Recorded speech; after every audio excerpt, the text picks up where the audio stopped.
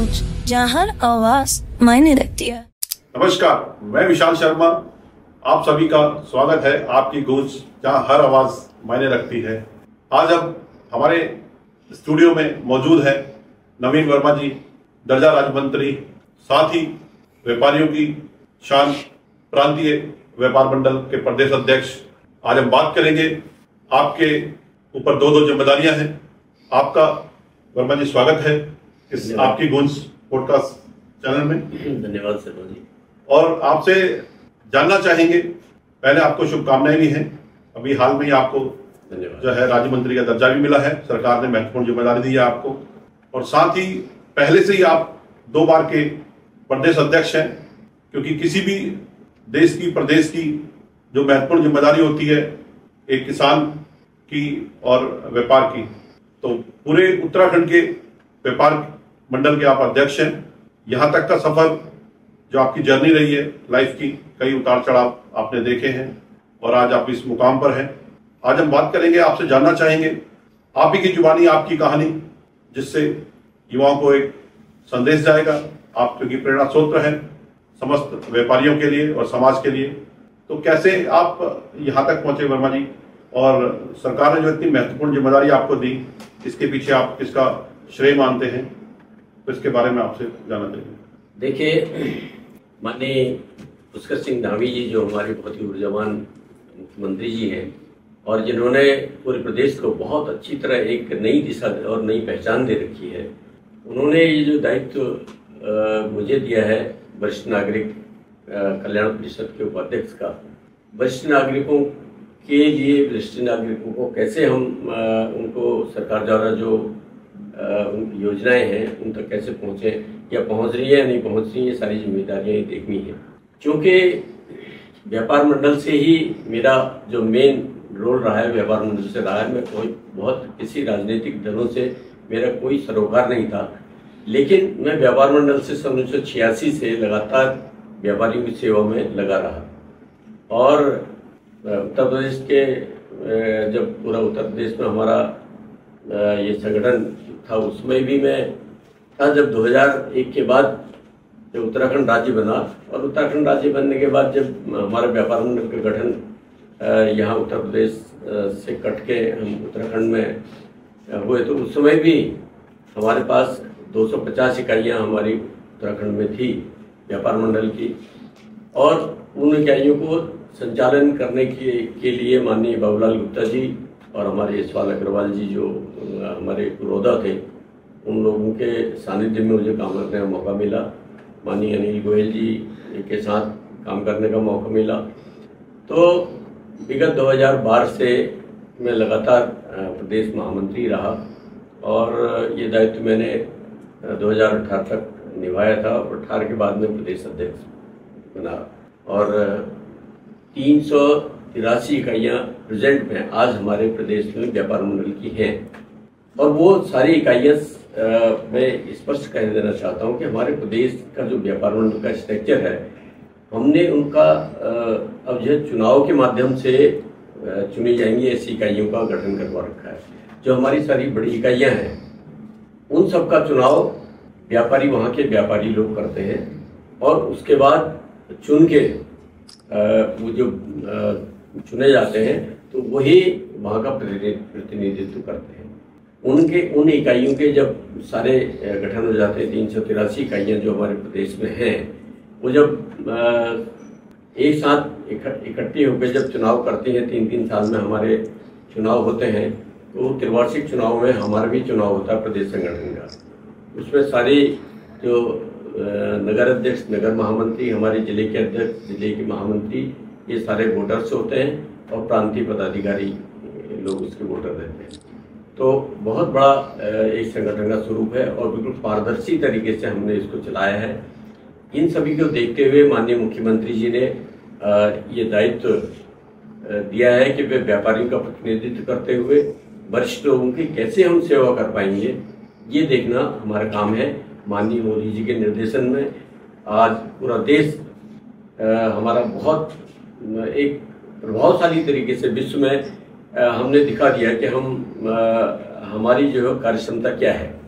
और हम लोग अब जो है जिस ओर बढ़ रहे हैं वो हम एक जन जन तक पहुंचाना चाहते हैं। हमारे जो छोटी छोटी इकाइयां हैं उनके माध्यम से जो जगह जगह लोग हैं, अभी हम लोग जाएंगे 3-4 जिलों का दौरा करने वाले हैं, उसके बाद फिर आगे और भी गढ़वाल साइड को जाएंगे।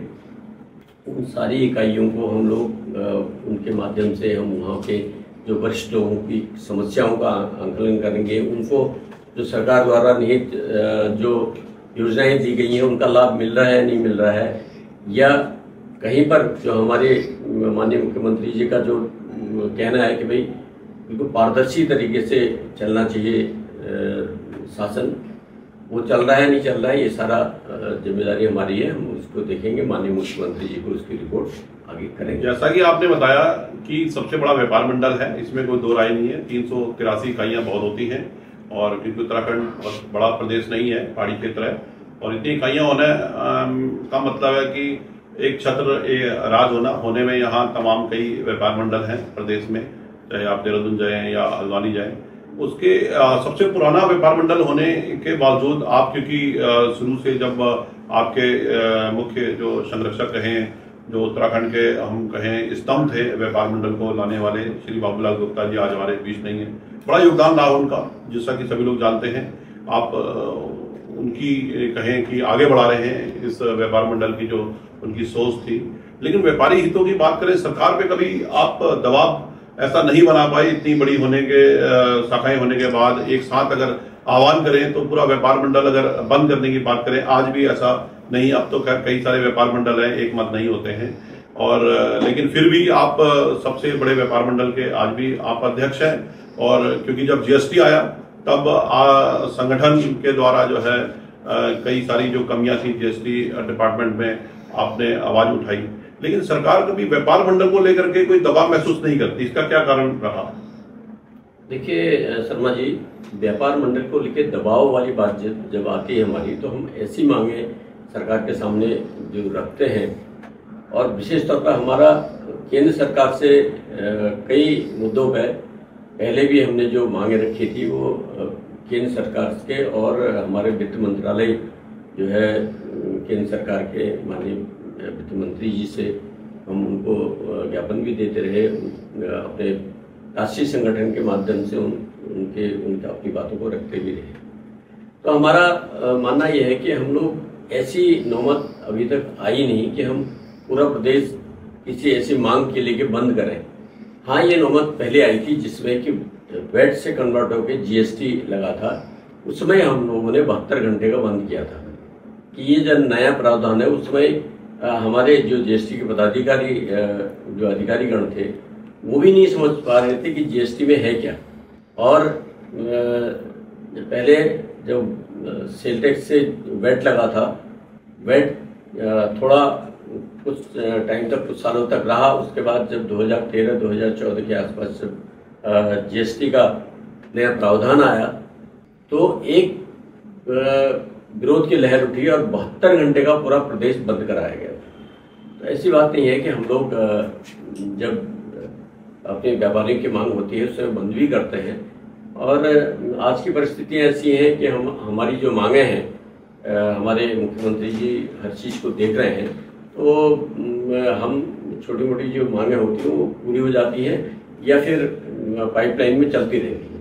तो ऐसा कोई विशेष ऐसा बहुत बड़ा इश्यू अभी तक नहीं आया है। जैसे अभी आप क्योंकि एक मंत्री पद पर भी हैं और आप सरकार भी आपकी है और पूर्ण बहुमत सरकार है, काफी लंबे समय से पूरे कुमाऊं में एक मांग उठ रही थी, जैसा कि व्यापारी भवन की मांग थी कि पूरा पहाड़ का व्यापारी आता है, और शायद वो आपके द्वारा भी उठाई गई हो, आपके संगठन के द्वारा उठाई गई हो। और आज क्योंकि सरकार आपके, तो आपको ऐसा नहीं लगता कि तुरंत जो है एक व्यापारी भवन होना चाहिए जिससे पहाड़ का व्यापारी मुंशियारी, धारचूला या दूर से आता है उसको जो है एक रहने की सुविधा मिल जाए, क्योंकि सारा हल्द्वानी यही प्रवेश द्वार है पूरे पहाड़ का, कुमाऊं का, तो एक सुविधा मिलेगी तो व्यापारी के लिए थोड़ा आसान होगा। महंगे होटल अफोर्ड नहीं कर पाता है, और 2-3 दिन के लिए क्योंकि आता है सफर लंबा करके, कई अभी भी दूर दराज जैसे इलाके हैं पहाड़ से, जो आने में उसको दिक्कत होती है, ट्रांसपोर्ट की दिक्कत होती है।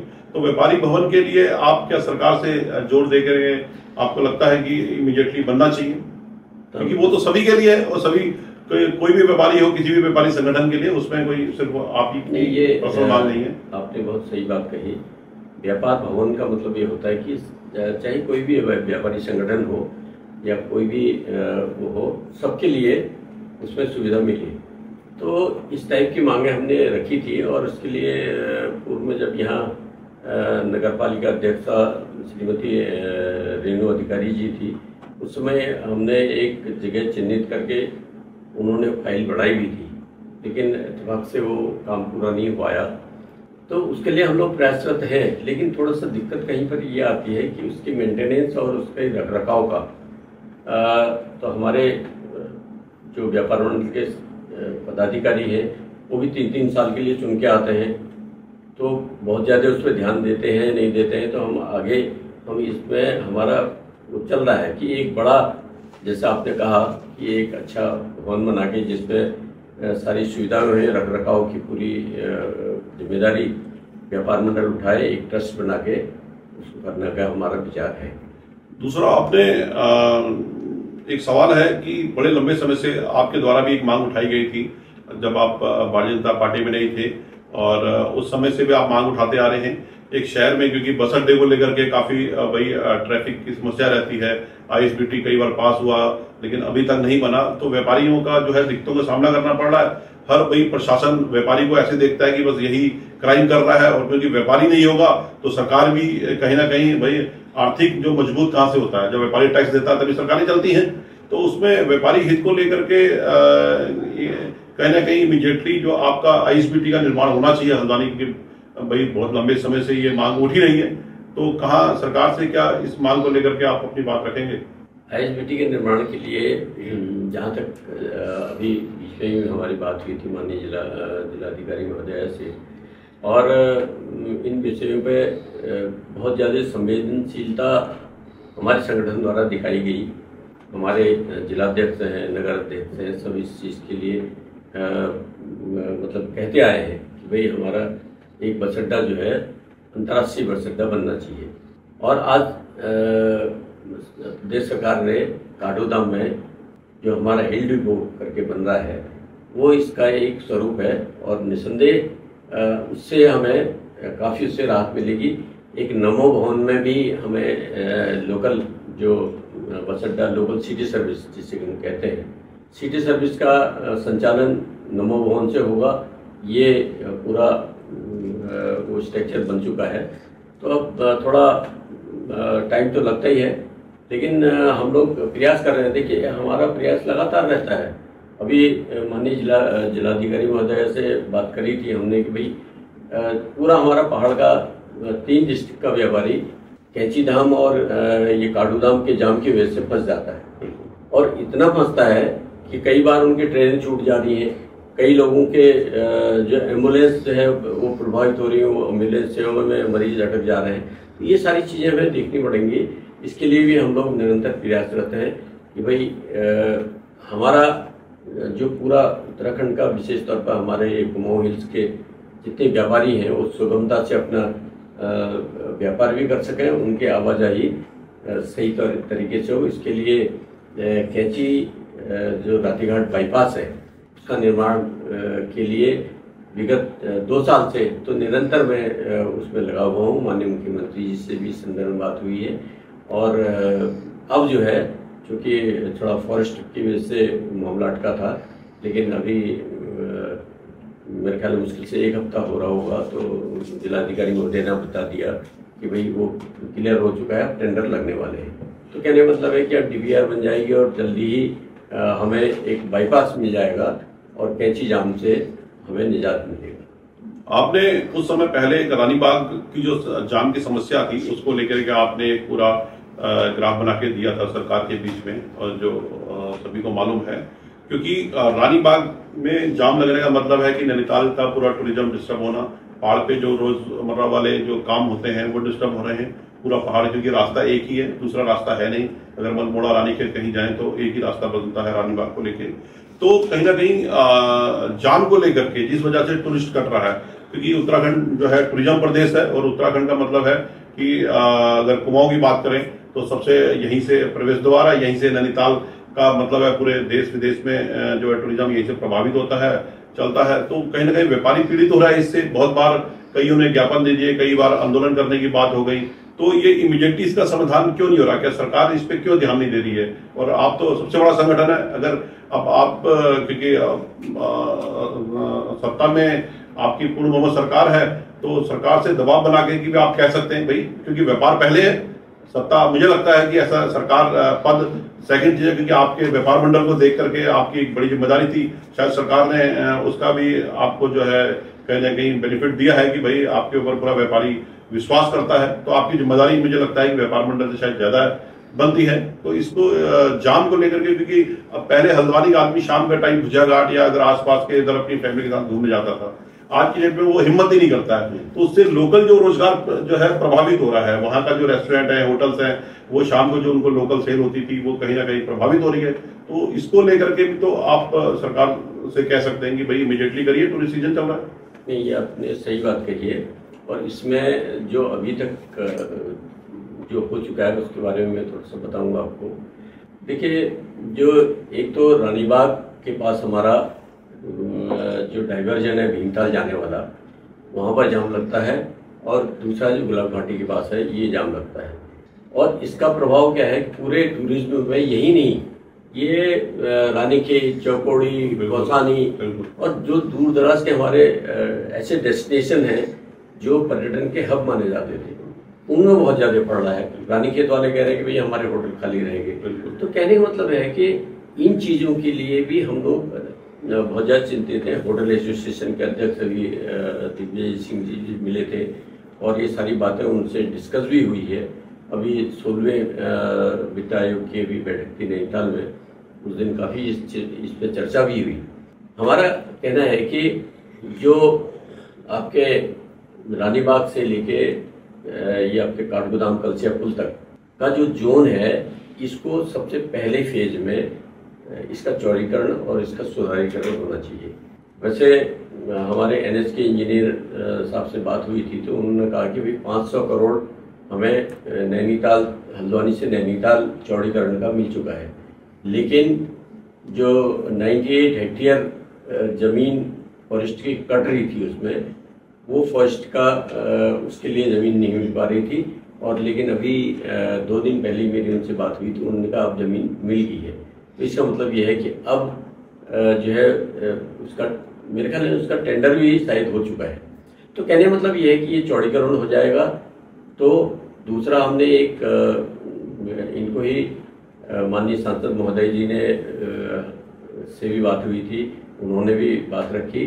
तो मैं खुद दिखाने आया था और एनएच के इंजीनियर वगैरह सब लोग आए थे। तो यहाँ जहाँ पर डाइवर्जन है आपका भीमताल जाने का, वहाँ पर हमने एक अंडरपास की मांग की है। क्योंकि अंडरपास का मतलब है कि बिल्कुल बिल्कुल वो होना चाहिए, अल्टरनेट बनना चाहिए। क्योंकि कोसानी की बात करें, अल्मोड़ा की बात करें, या रानीखेत की बात करें, पिथौरागढ़ की बात करें, भाई एक तरीके से एक तरफ से जो है मोदी जी आते हैं, जागेश्वर आते हैं, पिथौरागढ़ आते हैं, टूरिज्म प्रमोट करते हैं, लेकिन यहाँ का आदमी जो दिल्ली वगैरह आने की अब हिम्मत ही नहीं पड़ती उसको भाई ऊपर जाने की, वो इतना डर जाता है।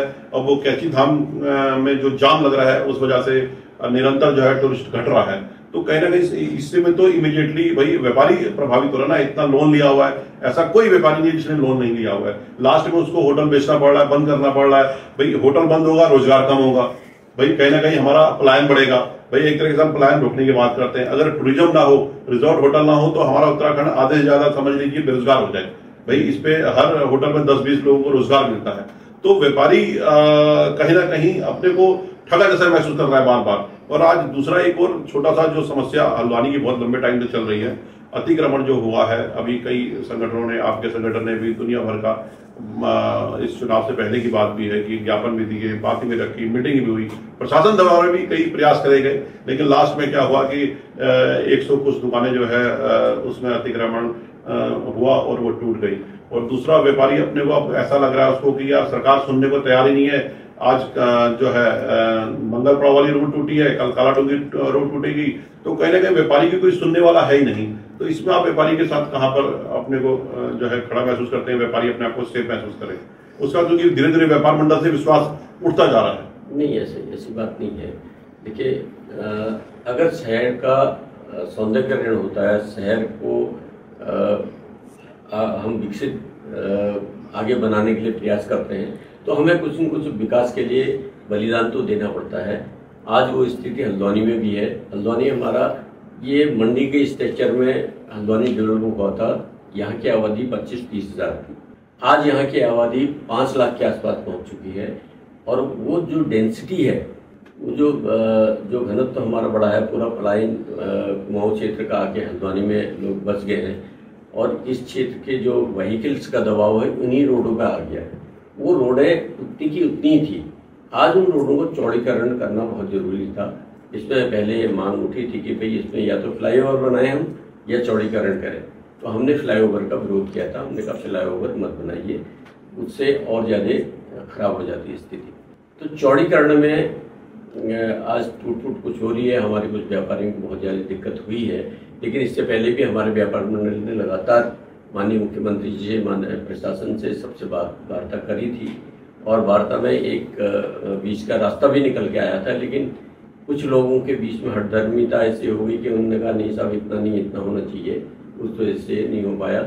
और अब आज की स्थिति ये है कि आगे आने वाले समय में जिन व्यापारियों की अगर दुकानें टूटी भी हैं, उनको दुकानें मिल रही हैं, और आगे आप देखेंगे 4 साल बाद, 3 साल बाद हल्द्वानी का जो पूरा स्ट्रक्चर है इतना सुंदर हो जाएगा, इतना अच्छा हल्द्वानी बन जाएगा। उसमें हमें कुछ न कुछ बलिदान तो व्यापारियों को भी देना है। लेकिन ये एक चीज और मैं आपको बताऊं, आज परिस्थितियां जो आप कह रहे हैं कि पर्यटन में हमारा प्रतिकूल असर पड़ रहा था, और वास्तव में इस चीज को हम नकार नहीं सकते हैं। अगर जाम लगता है तो जाम का सबसे ज्यादा असर यहाँ वालों को भी पड़ता है, टूरिस्ट को भी पड़ता है।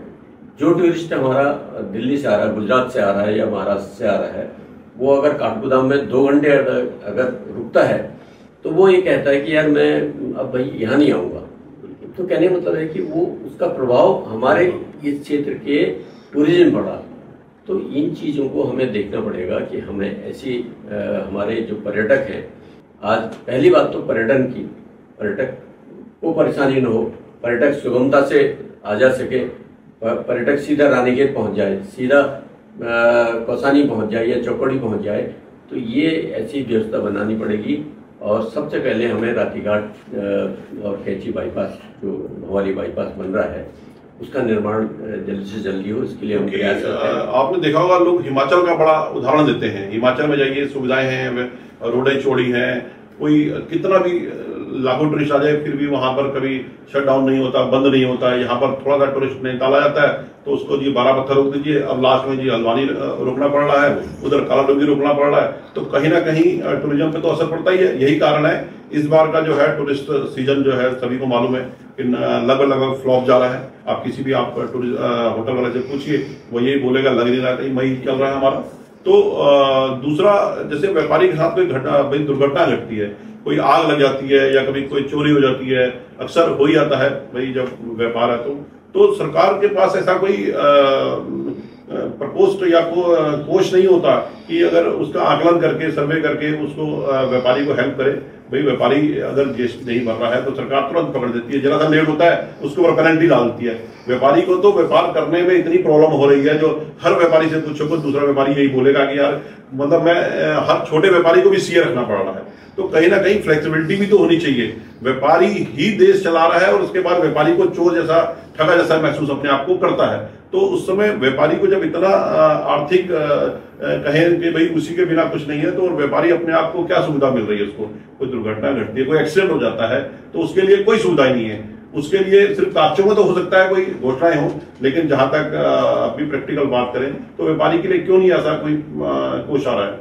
अभी देखिए, अभी 16 वित्त आयोग की 2 दिन पहले बैठक हुई थी, उसमें मैंने ये बात रखी हुई थी। वहाँ पर मैंने ये बात रखी कि मैंने कहा देखिए हमारा प्रदेश भौगोलिक परिस्थितियों से बहुत ही विषम है, और यहाँ पर बरसात के टाइम पे हमारे पर्वतीय क्षेत्रों में एकाएक स्लाइड्स आते हैं, नाले आ जाते हैं, नदियाँ आ जाती हैं या स्लाइड हो जाता है। तो उससे क्या होता है कि कई दुकानें, कई मकान पूरे के पूरे जमींदोज हो जाते हैं। ऐसी स्थिति में जो हमारे व्यवसायी, माना 10 व्यवसायी एक जगह में प्रभावित हुए, ऐसे हमारे कम से कम 50, 60, 70 व्यवसायी हर साल पूरे पर्वतीय क्षेत्र में प्रभावित हो जाते हैं, जो पूरी जिंदगी भर की कमाई जो है उनकी खत्म हो जाती है। उसके लिए हमने केंद्र सरकार से मांग की है कि आप एक आर्थिक पैकेज जो है उत्तराखंड को इस मद पे अलग से दीजिए। और इसी मद के साथ साथ हमने उनसे एक पैकेज और मांगा था। हमने कहा कि हिमालय को अगर बचाना है, हमने देखिए हिमालय अगर नहीं बचेगा तो हमारी सारी नदियां सूख जाएंगी। और हिमालय आज किस स्पीड से पिघल रहा है, ग्लेशियर जो हिम ग्लेशियर से हैं, हिमनद जो हमारे होते हैं, वो हम गौमुख ग्लेशियर की बात करें 38 मीटर पर ईयर के हिसाब से घट रहा है। 38 मीटर प्रति वर्ष के हिसाब से पीछे जा रहा है। और ये स्पीड अगर रही तो हमें 50, 60 साल, 70 साल बाद हमें गौमुख ग्लेशियर मालूम पड़ा सब पिघल गया। और जो पानी गंगा जी में जाता था ग्लेशियर से पिघल के, वो अगर गंगा जी सूख गई तो हमारे सब कुछ खत्म हो जाएगा। पूरा हमारा प्रदेश ही नहीं, कलकत्ता तक जितना हमारा ये पूरा जोन है, उत्तरी भूभाग है, पूरा जो है सूख जाएगा। तो कहने मतलब है कि इस चीज के लिए बहुत महत्वपूर्ण मुद्दे पे बात करी है। और अच्छा लगा कि अगर कोई इतना सोचता है, क्योंकि आज की डेट में लोग दौड़ भाग जिंदगी में ना इस अपने समस्याओं के अलावा कोई इस मुद्दे पे बात करना भी नहीं चाह रहा। समस्या तो कब सॉल्व होगी वो बात की बात है। पहले ये बहुत महत्वपूर्ण मुद्दा है भाई। दूषित जैसे हवा होती है, वायरस आ जाते हैं, उसका मुख्य कारण होता है आज पानी नहीं होगा तो खत्म है। पानी कहाँ से आएगा, जमीन में पानी कहाँ से आएगा? जब जंगल बचेंगे तभी पानी आएगा। भाई हिमालय बहुत बड़ी बात है। आप तो हिमालय बचाओ अभियान की कई बार यात्रा निकाल चुके हैं और पूरे प्रदेश में निकालिए, बहुत बड़ी बात होती है। उसके लिए आपको शुभकामनाएं भी हैं। और लेकिन सरकार भी अगर इस बारे में बात करें, इसमें क्योंकि आपकी फिर बात आती है, जिम्मेदारी की आ जाती है। ठीक है, आपका वो मंत्रालय नहीं है, लेकिन आम नागरिक होने के नाते और जागरूक नागरिक होने के नाते मुझे लगता है कि आपको इस मुद्दे को भी अपने मंत्रालय से हटके भी, क्योंकि हमारे लिए पहले देश पहले होता है, उसके बाद भाई धर्म हो गया, पार्टी हो गई, ये सब बाद में हो गए।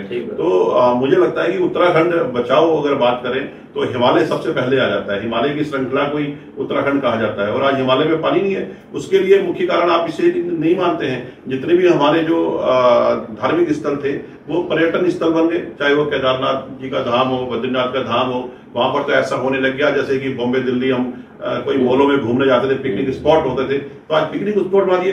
तो सरकार की तो इसकी जिम्मेदारी खुद भी है। क्यों हेलीकॉप्टर से सुविधाएं मिल रही है जाने की? भाई जितनी सुविधाएं आप देंगे इजिली, सरकार का तो बस चले रोड बचा दे ऊपर।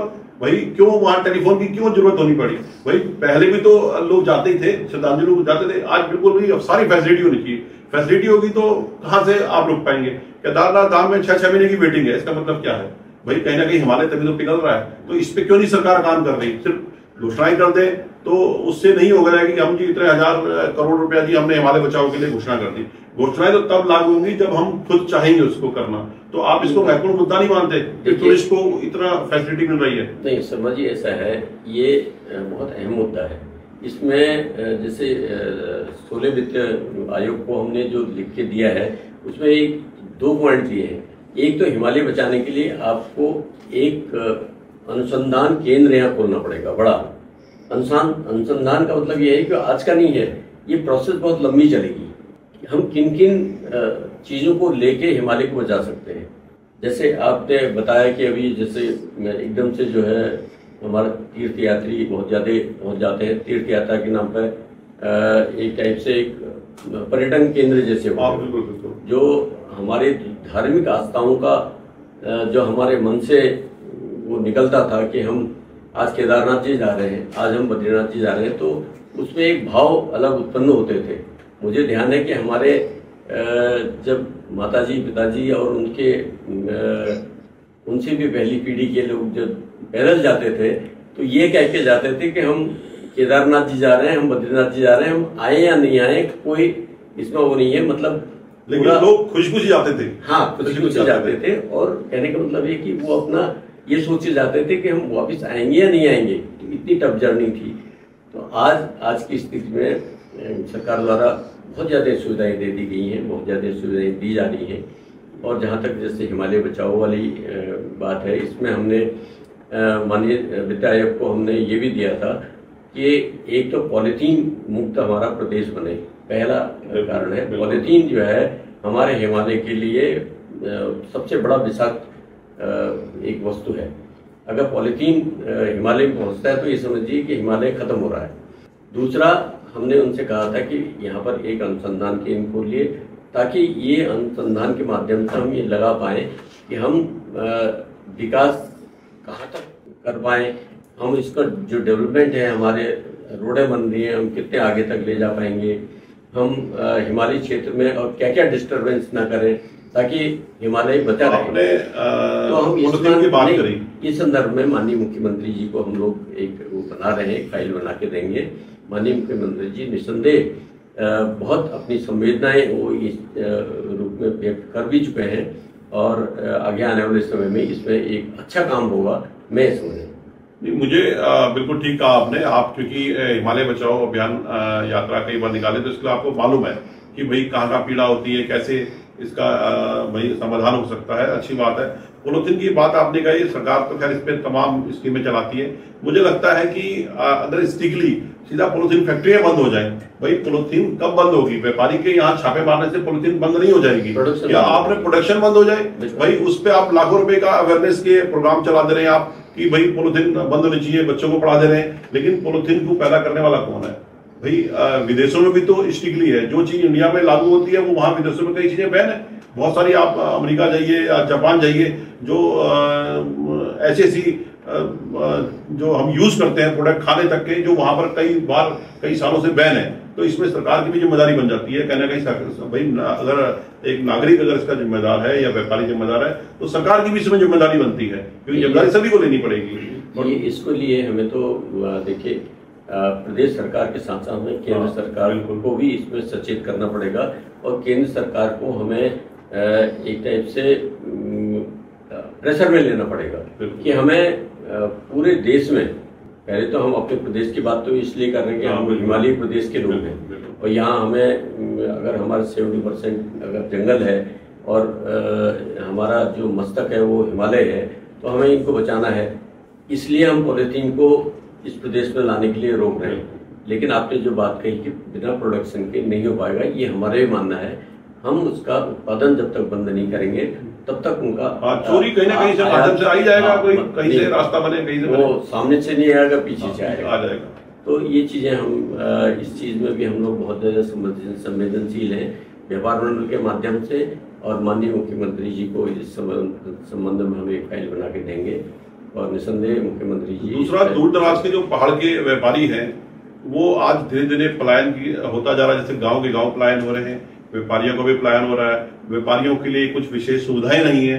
मुझे लगता है कि ऐसा आपको, क्योंकि आप बहुत बड़े पद पर हैं, डबल आपकी जिम्मेदारी है, व्यापारियों के लिए कुछ विशेष सुविधाएं होनी चाहिए। सरकार मुहिम चलाए व्यापारी, ताकि जहां रह रहा है, अगर कहीं छोटे मोटे दुर्गम इलाकों में भी है, उसको वहां पर व्यापार करने में आसानी हो, ट्रांसपोर्ट की सुविधा हो, सड़कों की सुविधाएं। आज सड़कों का भी बहुत बुरा हाल हो चुका है। कई जगह सिर्फ मेन टूरिज्म जो स्थल है वहां तक तो ठीक है, लेकिन अगर दूर दराज की बात करें, सड़कें टूटी हुई हैं, अल्मोड़ा जाने में लोगों को सोचना पड़ रहा है, या बहुत दूर दराज की बात करें तो कई घंटे लग जा रहे हैं आज भी, और कई जगह अच्छी हैं तो बहुत अच्छी हैं।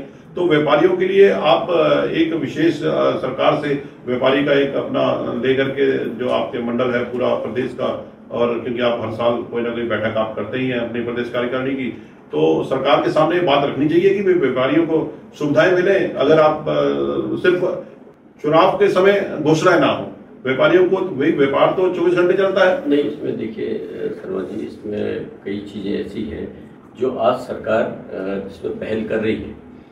जो मेरा मानना है कि पलायन जिस स्थिति से पहले हो रहा था, जिस स्पीड से हो रहा था, उसमें काफी कुछ रुकाव आया है। उसका कारण क्या है कि हमने एंटीरियर्स में, जैसे हम कपकोट के पास चले जाएं तो कपकोट पे इस समय कीवी का उत्पादन बहुत ज्यादा हो रहा है। एक बल्क में कीवी वहाँ पर लोग लगा रहे हैं। ऐसे ही हम इधर देखें हाइब्रिड, ये क्या कहते हैं, पौधाले बन चुका है हमारा रामगढ़ में, जिसमें सेव की नर्सरी, तो वो अच्छे नस्ल के सेव जो 3 साल में फल देना शुरू कर देते हैं, ऐसे सेव लगने शुरू हो गए।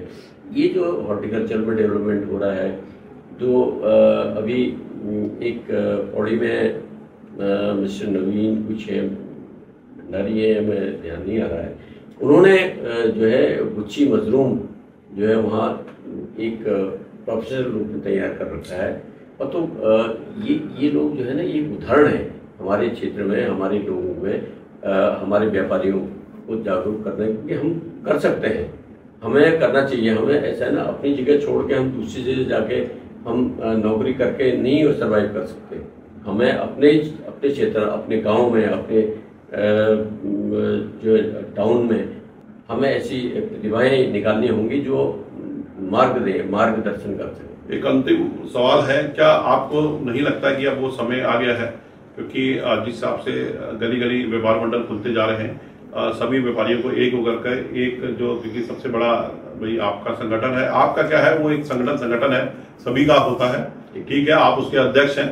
कोई मुझे ऐसा लगता है कि आपको एक पहल करनी चाहिए, क्योंकि अब आपके पास एक ऐसा पद है, क्योंकि अब 2 सेकंड बार का आपको कार्यकाल भी है, तो आपको भी अच्छा लगेगा कि यार हमारे जो है प्रयास से एक समस्त व्यापार मंडल जितने जो गली गली खुले हुए हैं, चाहे वो नगर के हैं, शहर के हैं, जैसे भी हैं, उन सबको एक मंच पे लाना चाहिए। एक प्रस्ताव ऐसा आना चाहिए कि एक ओपन बैठक हो और सभी अपने विचार रख करके, उससे व्यापारियों को मजबूती मिलेगी।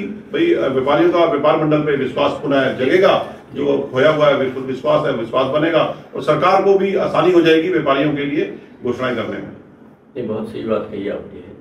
देखिए, व्यापार मंडल अलग अलग बनाने का मतलब ये है कि लोग अपने निहित स्वार्थों के कारण या किस कारण बना लेते हैं। मुझे दिक्कत नहीं है ऐसे कहने में, लेकिन हमने हर मंच में कहा है कि सब जितने व्यापारी हैं सब एक साथ मिलकर एक मंच में आए। हमारे रास्ते खुले हुए हैं, हमने किसी के लिए कोई बंद नहीं किया है। अगर कोई भी आना चाहता है, हमारे यहाँ प्रोसेस बिल्कुल सीधा है। कोई चुनाव के माध्यम से आप आइए, आप लड़िए, आइए जीतिए, हम आपके माला डालेंगे, आप को मंच देंगे, आप व्यापारियों का जो है काम करिए। तो किसी के लिए कोई रोक टोक नहीं है। हमारा आज ही आपके चैनल के माध्यम से मैं स्पष्ट कहना चाहता हूँ, मैं हाथ जोड़ के सबसे अपील करता हूँ कि एक साथ एक मंच में आए, कहीं कोई दिक्कत नहीं है।